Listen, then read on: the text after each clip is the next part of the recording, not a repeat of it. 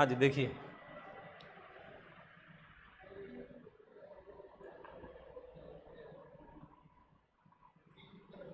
Calculus maths की सबसे important branch जिसका सबसे ज़्यादा एप्लीकेशन है। आप देखते भी हो सीधा एप्लीकेशन फिजिक्स में है इसका, स्टार्ट यहीं से होता है आपका फिजिक्स भी, ठीक है। सबसे ज़्यादा यूज़ होता है आपके फिजिक्स में, आगे इंजीनियरिंग में, इस पे टिका हुआ है सब कुछ। तो इस कैलकुलस में दो ब्रांच हैं, एक है डिफरेंशियल कैलकुलस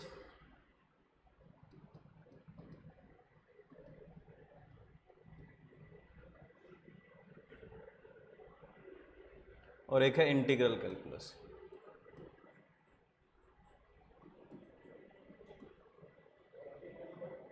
ठीक है, डिफरेंशियल कैलकुलस और इंटीग्रल कैलकुलस एक दूसरे के रिवर्स हैं बिल्कुल। जो हम इसमें सीखेंगे इसमें इसका रिवर्स होगा बिल्कुल। मतलब हम इसमें सीखेंगे कि जब दो वेरिएबल्स, कोई भी दो वेरिएबल्स, मैं y और x से डिनोट कर रहा हूं, वो आपके फिजिक्स में s और t भी हो सकते हैं, v और t भी हो सकते हैं, कुछ और भी हो सकता है। जब दो वेरिएबल एक दूसरे से रिलेट करते हैं, जैसे y x से रिलेट कर रहा है, अब कैसे रिलेट कर रहा है? ऐसे ही रिलेट कर रहा है या ऐसे रिलेट कर रहा है? ठीक है, दो वेरिएबल x और y।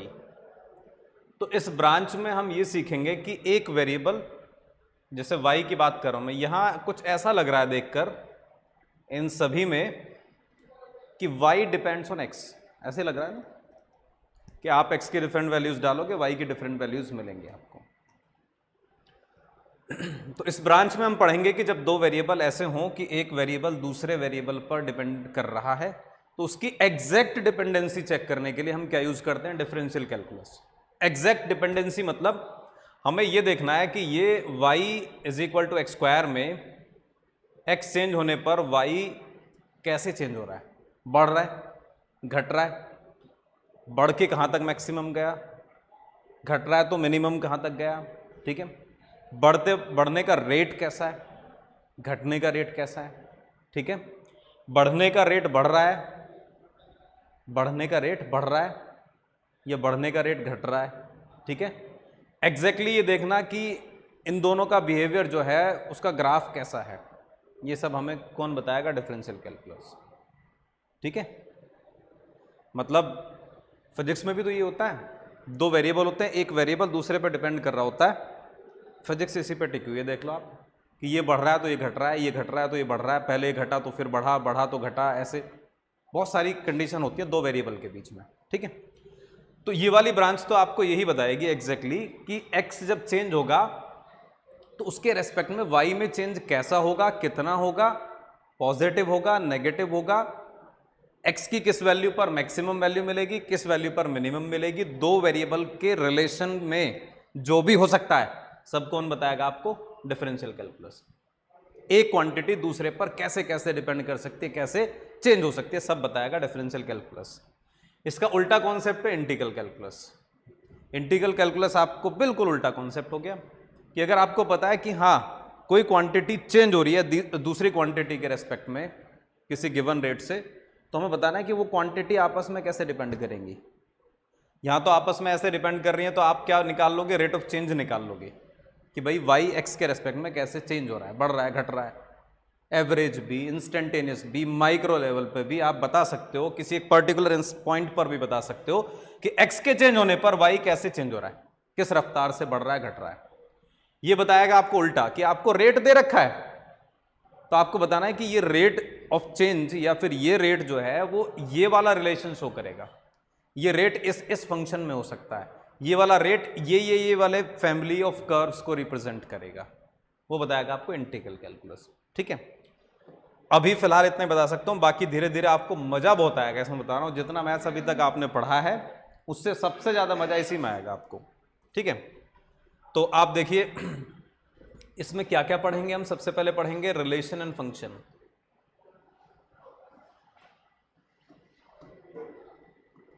भाई ट्रिग्नोमेट्री दबा के यूज होगी।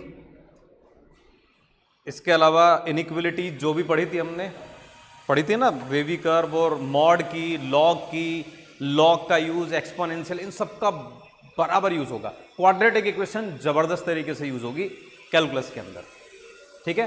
ट्रिग्नोमेट्री का हर फॉर्मूला हर तरीके से यूज होगा, चाहे आपके बुक में लिखा हो ना लिखा हो, जो मैंने आपको बताया, मैंने हर फॉर्मूले को हर तरीके से बताया, वो हर तरीके से यूज होगा इसमें।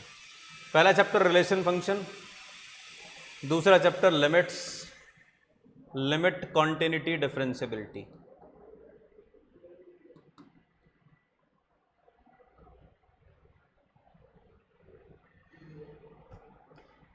तीसरा चैप्टर, बल्कि दूसरा इसमें हमें कराना पड़ेगा ITF, इनवर्स ट्रिग्नोमेट्रिक फंक्शन। ये कैलकुलस नहीं है, ट्रिग्नोमेट्री का ही पार्ट है, लेकिन फंक्शन के बाद आता है। ये फंक्शन जब समझ जाते हैं हम तभी इनवर्स ऑफ फंक्शन समझ पाएंगे, ठीक है।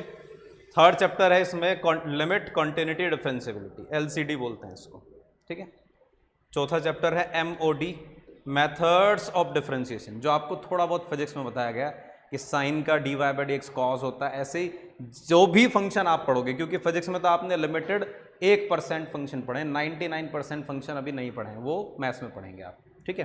तो आपने डिफरेंशिएशन भी 1 या 2% ही पढ़ा है अभी, ठीक है, डायरेक्ट वाला पढ़ा है। तो MOD। फिफ्थ आता है इसमें AOD। ये वाला चैप्टर पढ़ने के लिए सारी चीजें पढ़नी पड़ती हैं। ये एप्लीकेशन ऑफ डिफरेंशिएशन, सोचो ना आप, जब एप्लीकेशन आ जाता है तो समझो कि एप्लीकेशन कब आएगा, जब उससे पहले की कहानी पता है। क्वाड्रेटिक का एप्लीकेशन आप कब कर पाएंगे, जब आपको कोई वर्ड प्रॉब्लम दी है, उससे आप सॉल्व कैसे कर पाएंगे, जब क्वाड्रेटिक सॉल्व करना आता है। वही चीज यहां पर है, एप्लीकेशन तब पढ़ पाओगे जब आपको डिफरेंशिएशन भी करना आता है, आपको ये सब आता है, ये सब चीजें आता है। यहां आके हम यहां फंक्शन पढ़ेंगे, यहां आके हम फंक्शन का पोस्टमार्टम कर देंगे, सब कुछ दिखेगा, सब कुछ जो मैं बोला था ना अभी, बढ़ना, बढ़ने का rate, maxima, minima, increasing, decreasing, tangent, normal, curve में नुकीले पॉइंट, ऐसे पॉइंट, वो पॉइंट, ब्रेकिंग, ब्रेक होना, जंप होना, सबका यहां पे खुलासा हो जाएगा बिल्कुल, ये सब पढ़ने के बाद। ठीक है, तो ये है डिफरेंशियल कैलकुलस। इस डिफरेंशियल कैलकुलस में अगर मैं बात करूं तो अगर एनसीईआरटी के हिसाब से बात करें तो ये बहुत छोटा चैप्टर है, लेकिन वैसे बात करें तो यही सबसे बड़ा चैप्टर है। इसको आपने अच्छे से पढ़ लिया। खास बात मैं आपको बता देता हूं, इसमें जेईई मेंस एडवांस तक की बात बता देता हूं। जो थ्योरी यहां से इसमें एओडी में सबसे बड़ा टॉपिक यही है। एओडी अगर देखा जाए तो एओडी में जो एनसीईआरटी में लिखा है वही जेईई मेंस में लिखा है, वही जेईई एडवांस में उतनी ही थ्योरी है, लेकिन फर्क किसका है? फंक्शन का। एनसीईआरटी में आप 5 या 6 टाइप के फंक्शन पढ़ोगे, हम पढ़ेंगे 50 तरह के फंक्शन, बस इसका फर्क है। किसी फंक्शन का मैक्सिमम मिनिमा निकालने का कॉन्सेप्ट वही है जो एनसीईआरटी में लिखा है, लेकिन वो वाले फंक्शंस नहीं दे रखे एनसीईआरटी में, जो फंक्शन टूटते हैं बार बार, जिनमें अलग अलग, जिनमें डिफरेंशिएशन एग्जिस्ट नहीं करता है तो कैसे कभी बढ़ता है कभी घटता है। यहां एनसीईआरटी में डायरेक्ट वाले दे रखे हैं, समझे आप? तो कुल मिला के इसका फर्क है जी। एक बच्चे ने इसको पढ़ा 1 महीने तक, डेप्थ में पढ़ा बिल्कुल, और एक बच्चे ने इस चैप्टर को पढ़ा 5 दिन में, डायरेक्ट पढ़ा बस एनसीईआरटी से, बस इसका फर्क है। डेप्थ में पढ़ोगे तो 20 दिन लग जाएंगे, लग जाते हैं नॉर्मली, आपको नहीं लगाएंगे 20 दिन, 20 घंटे लगेंगे, तो आपके 12-13 लेक्चर में हो जाएगा, 10-12 लेक्चर में, ठीक है, और भी कम में कर लेंगे।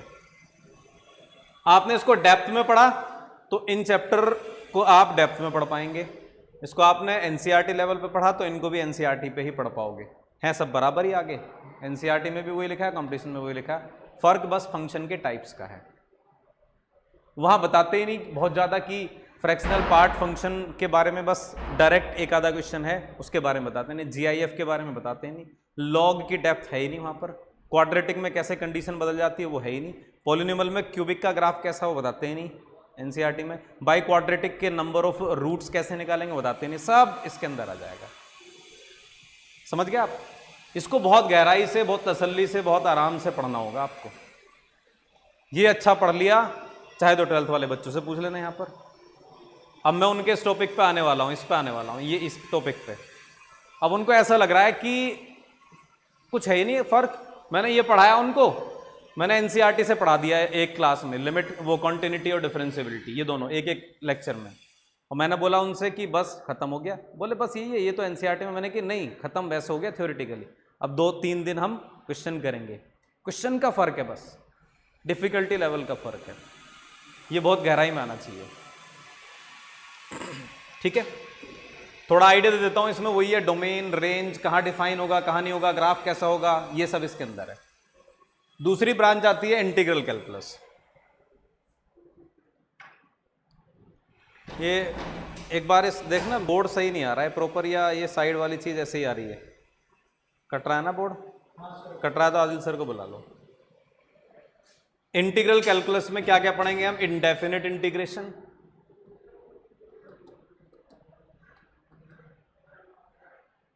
दूसरा डेफिनेट इंटीग्रेशन, तीसरा एप्लीकेशन ऑफ इंटीग्रेशन, वह एओडी है एओआई, ये 3 चीजें हैं बस। ये छोटी ब्रांच है, ठीक है। पेन की बात करूं कैलकुलेशन में ये टफ है, दिमाग की बात करूं तो ये टफ है, कैलकुलेशन में टफ है, क्योंकि इंटीग्रेशन में इतने टाइप्स हैं, इतनी सारी वैरायटी है। जैसे डिफरेंशिएशन, आप कुछ भी लिखा है, कोई भी फंक्शन लिखा है, उसमें आपको पता है प्रोडक्ट रूल लगेगा, कोसेंट रूल लगेगा, चेन रूल लगेगा, आईटीएफ का इस्तेमाल होगा, बस खत्म। कोई भी क्वेश्चन लिखा है, आप कहीं ना किसी तरीके से उसको कर ही दोगे। इंटीग्रेशन में कुछ लिखा है, उसी के जैसा अगला क्वेश्चन लिखा है, इसमें कुछ और रूल लग रहा है, इसमें वो रूल लग ही नहीं रहा है। तो ये वाली ब्रांच थोड़ी कैलकुलेशन के हिसाब से टफ है, समझने के हिसाब से ये ज्यादा है इंपॉर्टेंट। ठीक है, समझ गए आप? तो स्टार्ट करते हैं।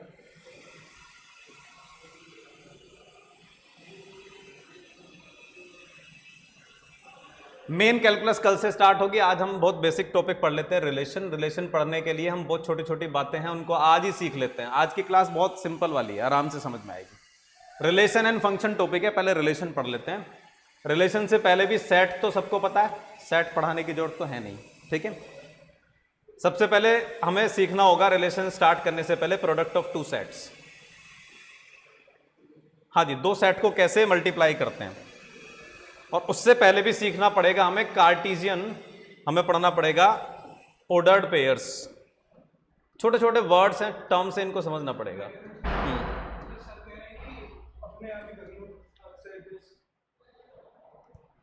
अरे तुम बैठो यार, बैठ जाओ। ऑर्डर्ड पेयर क्या होता है, इधर इधर लिख दूंगा मैं। सबसे पहले समझना ऑर्डर्ड पेयर क्या होता है। देखो आपने सबने कोऑर्डिनेट ज्योमेट्री पढ़ी है 2D, तो ये क्या होता है, ऑर्डर्ड पेयर होता है, बस और कुछ नहीं। 2 नंबर को आपने कोमा लगा के ब्रैकेट में लिखा, जिसमें पता है पहला वाला x है, दूसरा y है। ये पता है कि पहला ये चीज को डिनोट कर रहा है, दूसरा ये, इसको हम क्या बोलते हैं, ऑर्डर्ड पेयर। 2 नंबर को ऐसे लिखना मतलब ऑर्डर्ड पेयर, और 3 नंबर को ऐसे लिखना, ये होता ऑर्डर्ड ट्रिपलेट। ठीक है, तो ऑर्डर्ड पेयर समझ गए आप। अब क्या आता है, प्रोडक्ट ऑफ 2 सेट्स। 2 सेट हमें दिए हुए हैं, एक सेट हमें दिया हुआ है ये 1 2, और एक सेट हमें दिया हुआ है ए बी। तो 2 सेट ए और बी के प्रोडक्ट का मतलब होता है ए इंटू बी या फिर बी इंटू ए। और ये क्या होता है, ये कुछ नहीं होता है, ये भी एक सेट होता है, लेकिन सेट किसका होता है, ये ऑर्डर्ड पेयर्स का सेट होता है, जिसमें पहला एलिमेंट ए से है, दूसरा बी से है। Set of all possible ordered pair. मैं लिख देता हूं, ए इंटू बी का मतलब है सेट ऑफ ऑल पॉसिबल समझ के जो भी बना सकते हो आप, ऑर्डर्ड पेयर्स। जब मैं ए इंटू बी बोल रहा हूं तो पहला एलिमेंट ए से, दूसरा बी से। जब मैं बी इंटू ए बोलूंगा, पहला बी से, दूसरा ए से। तो पहला ऑर्डर्ड पेयर बनाओ, ऑर्डर्ड पेयर का पहला नंबर ए से उठाना है, दूसरा बी से। तो क्या बनेगा पहला ऑर्डर्ड पेयर, बोलो 1 ए। दूसरा क्या बनेगा 1 बी। तीसरा क्या बनेगा 2 ए, और फिर क्या बनेगा 2 बी। बताओ, यही तो 4 ऑर्डर्ड पेयर बन सकते हैं, जिसमें पहला ऑर्डर्ड पेयर का नंबर ए से, दूसरा बी से, ये तो बनेंगे। इसको प्रोडक्ट ऑफ 2 सेट बोलते हैं। बी इंटू ए करूंगा तो क्या होगा, पहला एलिमेंट बी से, दूसरा ए से, तो क्या होगा A,1 A,2 B,1 B,2। इतनी सिंपल डेफिनेशन, इतना सिंपल है। कोई दिक्कत हो तो बताओ। दो सेट को मल्टीप्लाई करने का मतलब सेट बनाना, ऑर्डर्ड पेयर्स के सेट बनाना, पहला एलिमेंट ए से दूसरा बी से। कोई दिक्कत? ए में कितने एलिमेंट्स हैं यहां बोलो, बी में कितने एलिमेंट्स हैं, और ए इंटू बी में कितने एलिमेंट्स हैं? ये एक एलिमेंट हो गया, अब ये एक एलिमेंट है एक, तो कितने हो गए? 4। तो एन ए इंटू बी का जो है फॉर्मूला डायरेक्ट है कि ए इंटू बी में कितने एलिमेंट होंगे? जितने ए में एलिमेंट और जितने बी में एलिमेंट उनका प्रोडक्ट। परम्यूटेशन कॉम्बिनेशन की तरह सोचो ना आप, ये हर कोई हर किसी से एसोसिएट होगा। जैसे लाइन बनाते हैं हम, 1 इससे भी हाथ मिलाएगा, इससे भी मिलाएगा, तो कितने हैंडशेक हो गए, कितने लाइंस बन गई? ये वाले इन दोनों पॉइंट से ज्वाइन करेंगे, ठीक है। ये कितने बनाएगा? 2, और ये कितने बनाएगा? 2, 4 हो गए ना। तो ये फॉर्मूला भी ध्यान रखना, N A into N B. समझ आती है बात? किसी बोलो क्लियर है नहीं है? तो प्रोडक्ट ऑफ टू सेट बड़ा सिंपल है। अब एन ए इंटू बी भी क्लियर है आपको। ये आपने सेट में सभी ने पढ़ा होगा, number of subsets of a set of an element, और परम्यूटेशन कॉम्बिनेशन में भी पढ़ लिया आपने। क्या होता है फॉर्मूला? 2 की पावर n। बाइनोमियल में पढ़ लिया आपने। अगर मैं बोलूं आपसे कि 1 2 3 4 ये 4 नंबर है आपके पास, इनमें से नन, 1 और मोर सेलेक्ट करो, तो क्या आएगा? एक भी सेलेक्ट नहीं किया तो क्या बनेगा? Null set. एक सेलेक्ट किया तो क्या बनेगा? ये बनेगा, ये बनेगा, ये बनेगा, ये बनेगा। आपने 2 सेलेक्ट किए तो क्या बनेंगे? 1 2 1 3 1 4। समझ गए? ये सब क्या बनेंगे? सबसेट ही तो बनेंगे। इसको तो आप डायरेक्टली देख लो कि अगर आपसे कोई बोले कि इनमें से नन, 1 और मोर सेलेक्ट करने के तरीके, तो फॉर्मूला बताया था ना, टोटल नंबर ऑफ सिलेक्शन 2 की पावर n। तो किसी भी सेट के कितने सबसेट्स बनते हैं? 2 की पावर n सबसेट्स बनते हैं, ठीक है। समझ रहे हो आप? पक्का? क्लियर? तो मुझे आप बताओगे एक सिंपल सा क्वेश्चन कि एक सेट है आपके पास A जिसमें नंबर ऑफ एलिमेंट है 3, एक सेट है आपके पास B जिसमें नंबर ऑफ एलिमेंट है 4। आप बताओ number of subsets of A into B having at least 2 elements। आपको बताना है इसका आंसर। जेईई मेंस में पूछा गया सवाल है, बताओ।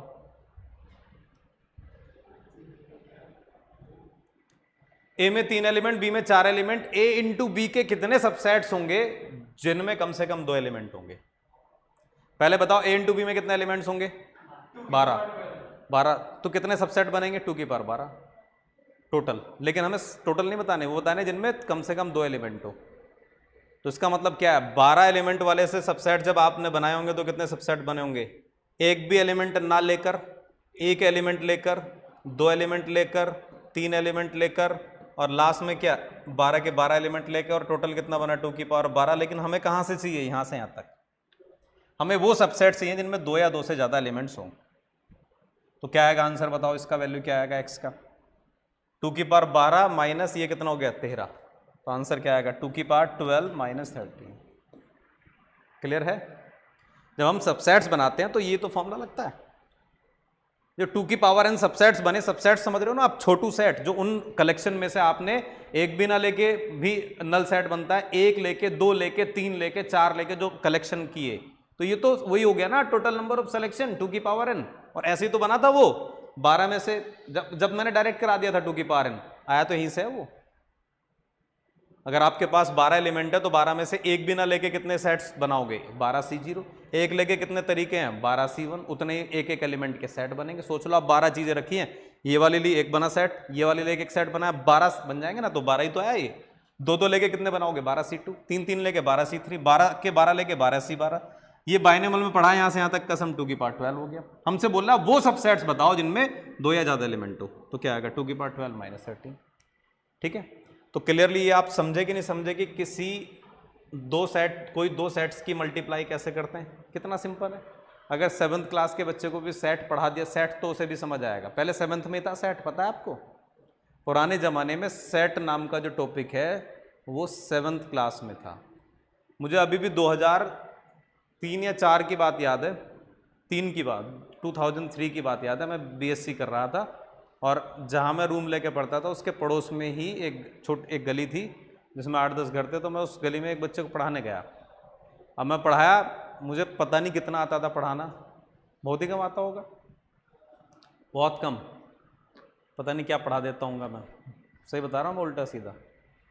तो लेकिन मैं जिस पहले बच्चे को पढ़ाने गया, पता नहीं उसे क्या समझ आ गई मेरी बात, और पढ़ाया क्या, मैं आधे घंटे तय हुआ था 1 घंटे के लिए, मैं 2 घंटे तक पढ़ाता रहता उसे, पता नहीं क्या बैठा रहता उसके पास करवा।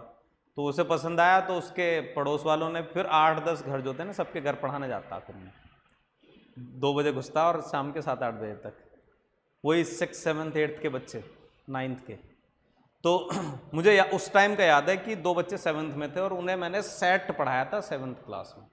2006 में सिलेबस बदला और ये 11वीं में पहुंचा दिया सीधा। तो सोचो इतना सिंपल टॉपिक सेट है, और सेट का के जोड़े बनाना, एक उधर से उठाया एक इधर से, कोई भी कर लेगा, बताओ, ठीक है। तो इतना सिंपल ये प्रोडक्ट ऑफ सेट है, समझ आ गया सबको, क्लियर। चलिए आगे बढ़ते हैं। प्रोडक्ट ऑफ 2 सेट अगर समझ आ गया तो नेक्स्ट आता है इसमें रिलेशन। बहुत छोटे छोटे पॉइंट्स है और बहुत सिंपल थ्योरी है, बहुत ही सिंपल। असली कैलकुलस कल से स्टार्ट होगी। अब बोलोगे सर असली नकली क्या कह रहे हो आप, ये मतलब असली मतलब जो टॉपिक है पहला वो कैलकुलस का फंक्शन है बेसिकली, लेकिन हमारे सिलेबस में रिलेशन एंड फंक्शन, रिलेशन भी है। रिलेशन एक छोटा सा पार्ट है जो जेई एडवांस में तो है नहीं, सिलेबस में आता नहीं है, जेई मेंस में अक्सर पूछा जा रहा है आजकल, और बोर्ड में है, 12वीं बोर्ड में, ठीक है ना, तो पढ़ना तो है ही इसमें। तो रिलेशन क्या होता है, देखो बहुत सिंपल कहानी है, ध्यान से सुनना, अब इसको बंद कर दो।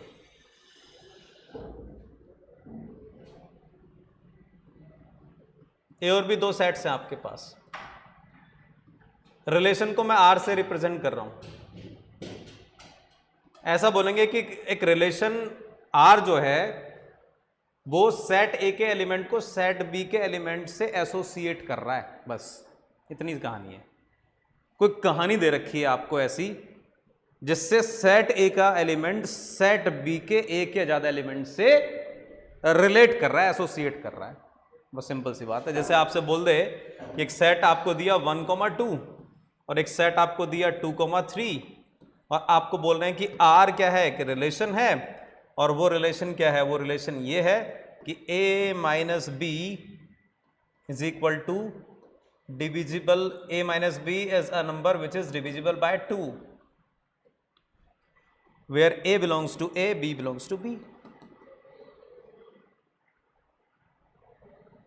इस रिलेशन में क्या दे रखा है, इस रिलेशन में a का एलिमेंट है, b स्मॉल b इसका एलिमेंट है, और a में से b सब्ट्रैक्ट करने पर 2 से डिविजिबल नंबर आ रहा है।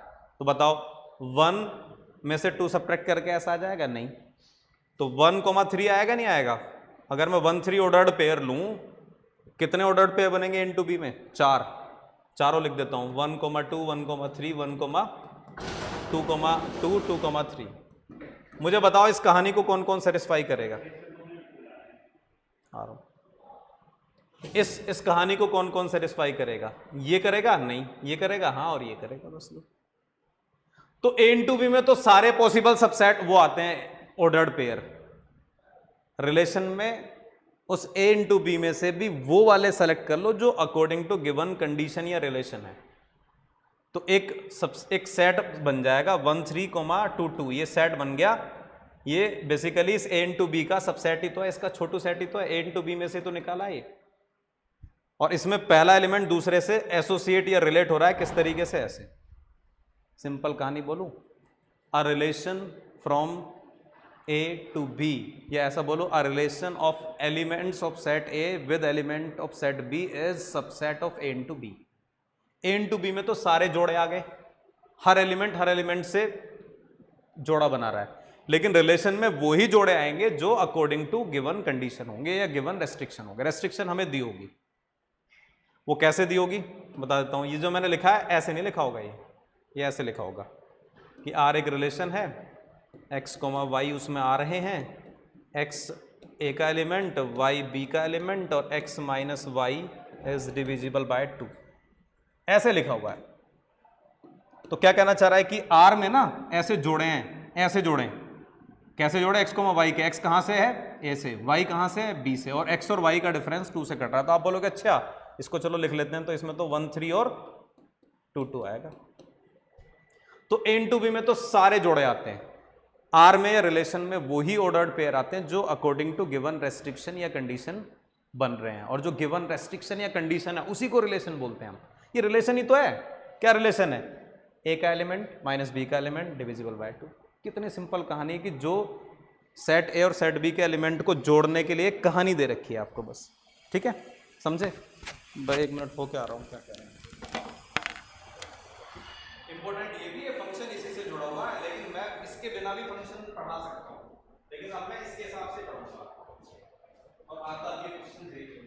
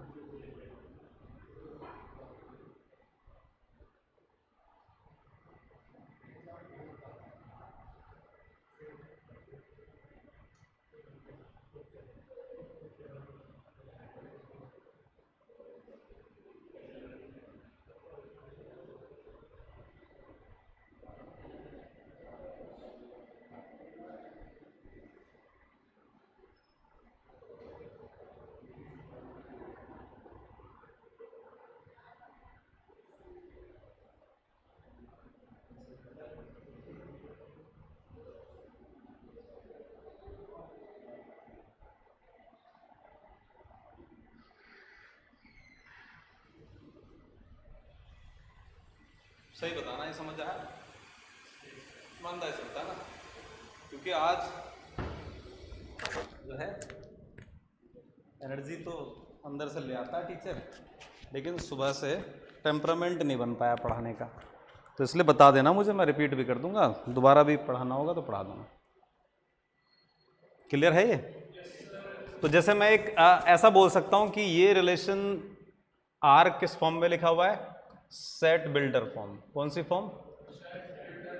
Set builder form. और ये किस फॉर्म में लिखा हुआ है? Roster form.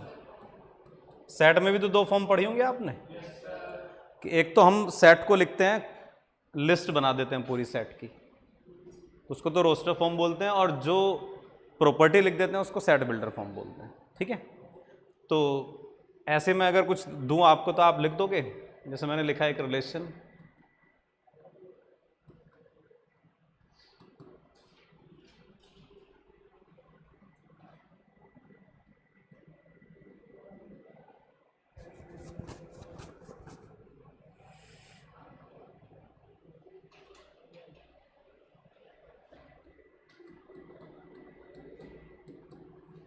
ये लिखा हुआ है, लिखो, लिख दो इसको रोस्टर फॉर्म में। क्या कहना चाह रहे हैं कि एक रिलेशन है जिसमें एक्स वाई से रिलेट कर रहा है। कैसे रिलेट कर रहा है? दोनों का सम 10 है और एक्स भी नेचुरल नंबर है, वाई भी। ये तो हुआ इसका मतलब कि दो वेरिएबल है, एक्स वाई से रिलेट। इसको हम ऐसे बोलते हैं, ऐसे लिखा हुआ है ना, तो हम बोलते हैं X is related to Y, X is related to Y, या ऐसे भी लिख देते हैं एक्स बीच में आर यहां वाई। ये बोलूं या ऐसे लिखूं या ऐसे लिखूं, X Y belongs to R, तीनों का एक ही मतलब है। अगर कोई मैं शुरू में बोल दूं कि R is a relation such that X Y belongs to R, तो इसका मतलब यह है कि एक्स जो है वो वाई से रिलेट कर रहा है। अब मैं उसको ऐसे पढ़ूं या ऐसे पढ़ूं, ठीक है? बताओ क्या बनेगा इसका रोस्टर फॉर्म? क्या क्या बनेगा? 1,9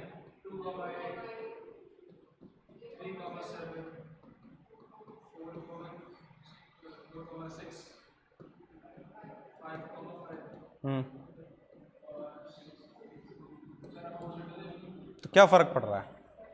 यहां पर है क्या 4 6 से रिलेटेड, यहां क्या है 6 4 से रिलेटेड। अलग अलग चीजें तो हैं ही दोनों। 7 3 8 2 9 1 10 0 11 -1। सही लिख रहा हूं ये मैं? बस यहीं तक लिखा जाएगा, ये नहीं आएगा ना, नेचुरल नंबर है। ठीक है, समझ गए आप? तो मैं सीधी सीधी डेफिनेशन आपको बोलूं तो ये है, ऐसे लिखते हैं देखो रिलेशन को, ये है आर कोई रिलेशन किस पे? ए इंटू बी पर। ये इसका मतलब क्या होता है? सबसेट।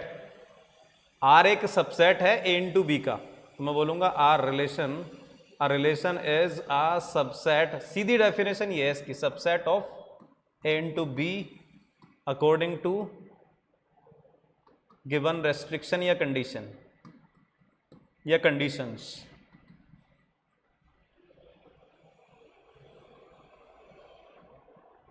आर एक रिलेशन है सेट ए के एलिमेंट का सेट बी के एलिमेंट से, तो हम उसको कैसे लिखेंगे कि R is a subset of A into B according to given condition.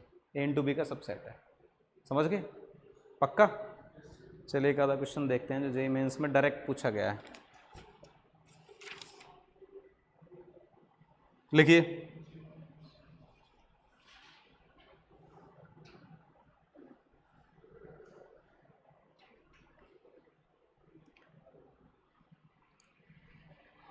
JEE mains 2019 का क्वेश्चन है, let Z be the set of integers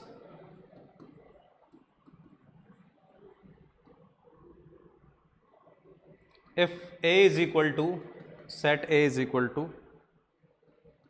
x such that x belongs to z and 2 की power x plus 2 x square minus 5x plus 6 is equal to 1 and set b is equal to x such that x belongs to z 2x minus 1 less than 9 greater than -3, then number of subsets of A into B. कितना सिंपल सवाल है, कहानी तो दे रखी है इसमें बस। ये 2019 में आया, बताओ कितने सबसेट्स बनेंगे ए इंटू बी के। पहले आपको मैं मौका देता हूँ, पहले मौका आपको है।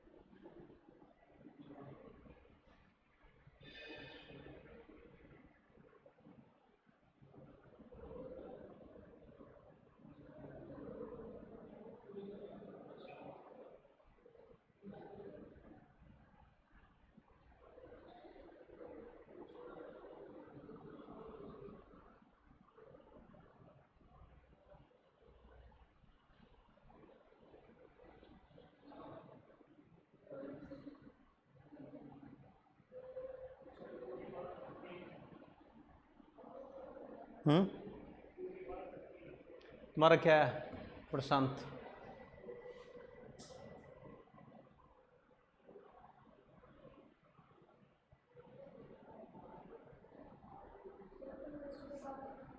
$15 आ रहा है। ए में कितने एलिमेंट है? इसकी वैल्यू 1 आने का मतलब 2 की पावर 0, तो ये 0 के इक्वल होने का मतलब x क्या आएगा? -2, 2 और 3, तो इसमें क्या है? -2, 2 और 3। और इसमें क्या आ रहे हैं? 2x 10 से छोटा, -2 से बड़ा, तो x क्या हो गया? -1 से 5। तो -1 से 5 के बीच में इंटीजर क्या आ रहे हैं? 2, 3, 4। अब a इंटू बी में कितने एलिमेंट आएंगे? अच्छा हाँ, -1 और 5 के बीच में, हाँ 0, 1, तो कितना हो गया ए इंटू बी में एलिमेंट? 15। तो सबसेट्स कितने हो गए? 2 की पावर 15। ए इंटू बी के सबसेट्स ही तो पूछ रहा है। बताओ प्रशांत, ठीक है? दिमाग कहीं और है या?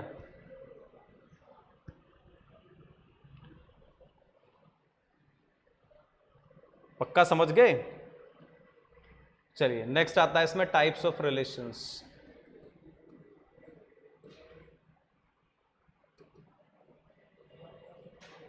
उससे पहले आता है, समझ गए ना पक्का रिलेशन आप क्या होता है?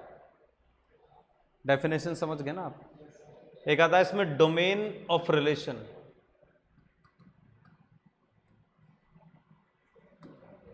एक होता है रेंज ऑफ रिलेशन।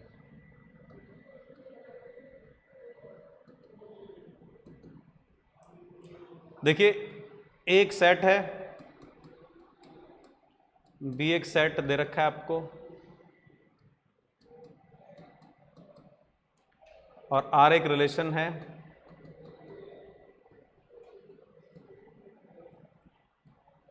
डिफाइन भी कर रखा है उसको, डिफाइंड एज, कैसे डिफाइन कर रखा है?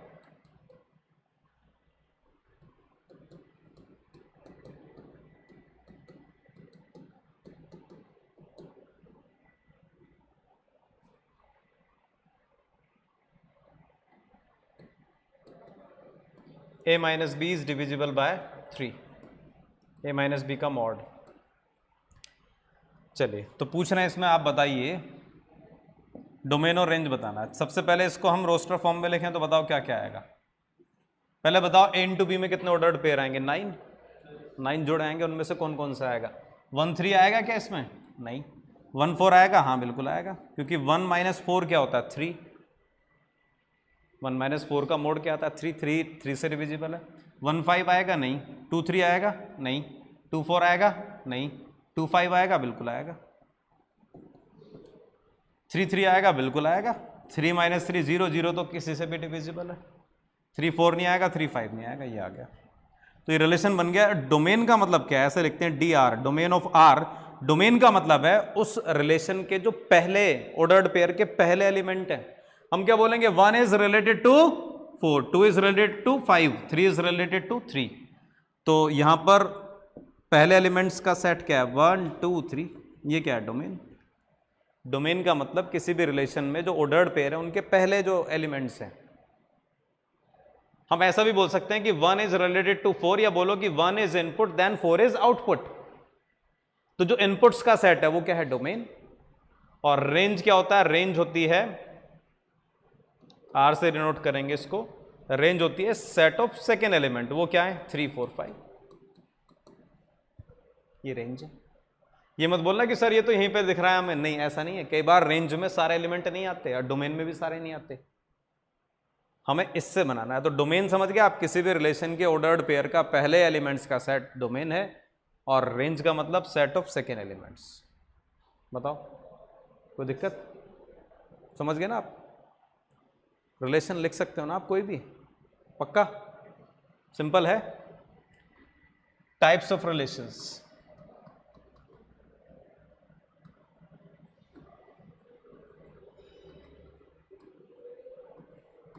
सबसे पहला आता है टाइप्स ऑफ रिलेशन में,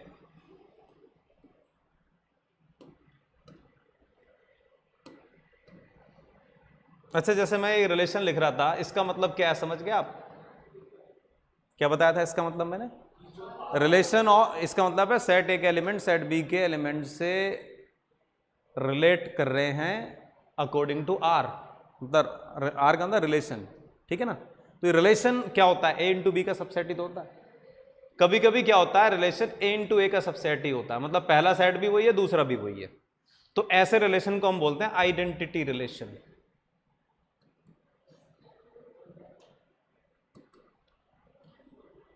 मतलब ऐसा बोलो, ऐसा समझो कि अगर कोई रिलेशन ए इंटू बी का सबसेट है तो वो सिंपल रिलेशन है, और अगर वो ए इंटू ए का, दोनों सेट सेम है, एक ही सेट है, एक ही सेट के एलिमेंट अपने आप से ही एसोसिएट हो रहे हैं, तो उसको हम क्या बोलेंगे, आइडेंटिटी रिलेशन।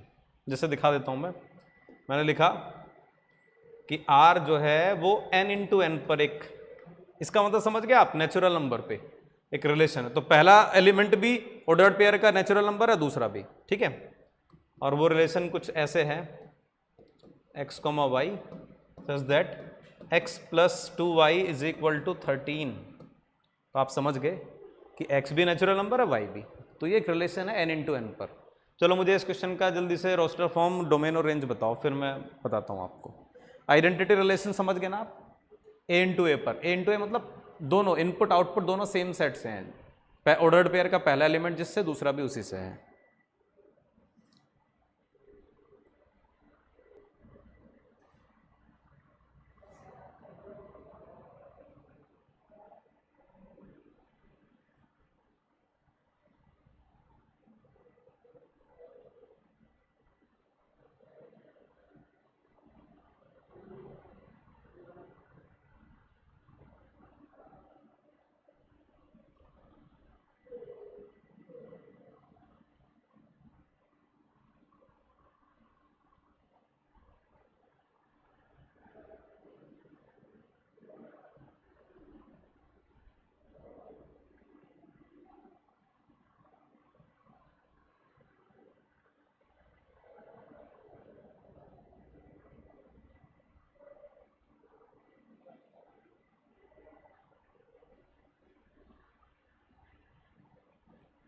बताओ इसका डोमेन और रेंज।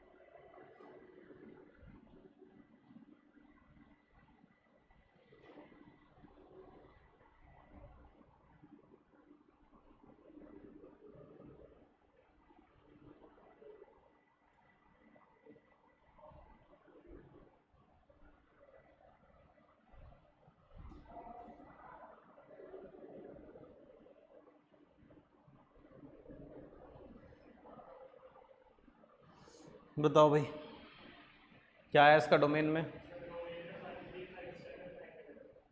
1 3 5 7 9 11। भाई 1 रखा है x का वैल्यू, तो y क्या है? 2 रखा तो नहीं आया, 3 रखा तो कितना आया? 5, 5 रखा तो 7 रखा तो 9 रखा तो, और 11 रखा तो 13 रखा तो नहीं आएगा, बस यही आएगा। डोमेन भी पता, रेंज भी पता, और ये कैसा रिलेशन है? आइडेंटिटी रिलेशन है। ठीक है, समझ गए आप? Identity relation. अब आइडेंटिटी रिलेशन 3 टाइप का है। आइडेंटिटी रिलेशन नहीं बोलेंगे, मतलब एक रिलेशन, सीधा बोल रहा हूं, एक रिलेशन ए इंटू ए पर है, वो रिलेशन रिफ्लेक्सिव रिलेशन कहलाएगा। सबसे पहला रिफ्लेक्सिव रिलेशन,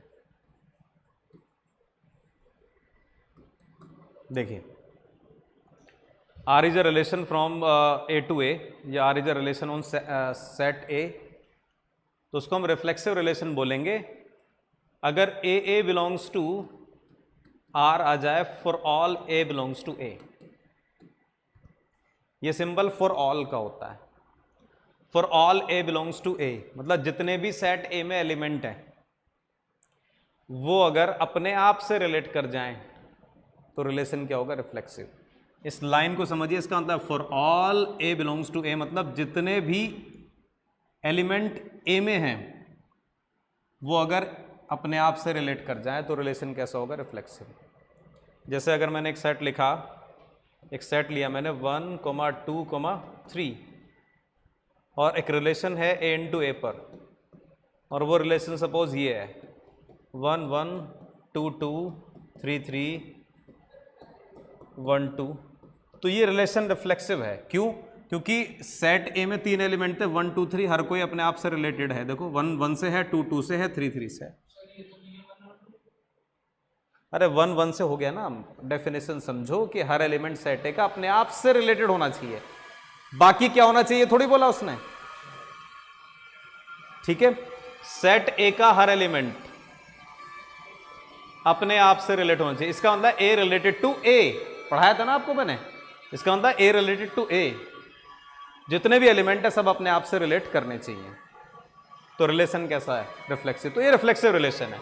और लिखा मैंने कुछ 1, 1, 2, 2, 1, 3, ये रिलेशन रिफ्लेक्सिव नहीं है। क्यों नहीं है? क्योंकि 1 तो 1 से है, 2 भी 2 से रिलेट कर रहा, 3, 3 से नहीं कर रहा। रिफ्लेक्शन का मतलब क्या होता है? रिफ्लेक्सिव वही है, बस हर एलिमेंट अपने आप से रिलेटेड हो अकॉर्डिंग टू गिवन रिलेशन। जो रिलेशन हमें डिफाइन कर रहा है उसके हिसाब से हर एलिमेंट अपने आप से रिलेटेड होना चाहिए। ठीक है, जे मेंस में 3 चैप्टर ऐसे हैं, 3 क्वेश्चन ऐसे हैं जो फ्री के हैं। उनमें एक ये है, एक हाइट्स एंड डिस्टेंस है जो बिल्कुल 10th क्लास का ही आता है, और तीसरा क्या है? स्टैट्स है, जिसमें मीन, मॉड, मीडियन के क्वेश्चन आते हैं, मीन डेविएशन के आते हैं, वही 11th का ही बिल्कुल डायरेक्ट। और चौथा है रीजनिंग।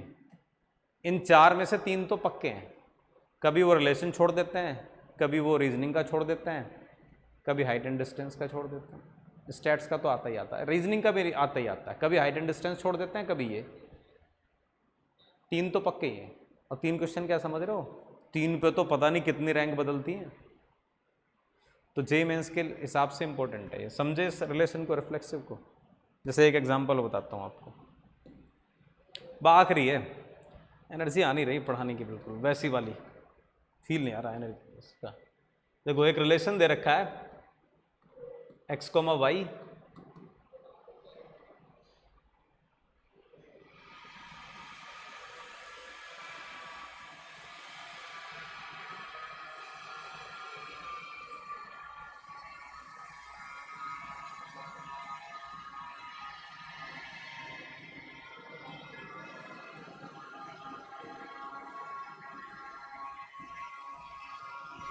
देखो ऐसे लिखने का मतलब भी समझ गए ना आप, एक्स और वाई दोनों कहां से? नेचुरल नंबर पे। तो ऐसा भी तो ये चीज जो लिखी है यही तो लिखी है। मैं ये लिखूं या ये लिख दूं, बात एक ही है। मुझे बताओ ये रिलेशन रिफ्लेक्सिव है या नहीं है? ऐसे देख के बताओ है। इसमें क्या आएगा, एक्स वाई नेचुरल नंबर है तो इसमें 1 1 आएगा, बिल्कुल आएगा। एक्स वाई से रिलेट कब कर रहा है, जब एक्स वाई से छोटा है या इक्वल है। 1 2 भी आएगा, 1 3 भी आएगा बेशक, 1 4 भी आएगा बेशक, 1 आगे तक आएंगे, लेकिन 2 1 नहीं आने का इसमें, क्योंकि एक्स वाई से छोटा होना चाहिए या इक्वल होना चाहिए। 2 2 आएगा इसमें, आएगा। 2 3 आएगा, बिल्कुल आएगा। 2 4 आएगा, आएगा। 3 1 3 2 आएगा, नहीं 3 3 आएगा, 3 4 आएगा, 3 5 आएगा। तो ये तो आ रहे हैं ना 1 1, हमें इनसे क्या मतलब है, ये सब बस 1 1 से रिलेट करेगा, इसमें करेगा। 2 2 से करेगा, यस। 3 3 से करेगा, यस। 4 4 से करेगा, यस। 5 5 से करेगा, यस। और अगर मैं इसमें ये हटा दूं,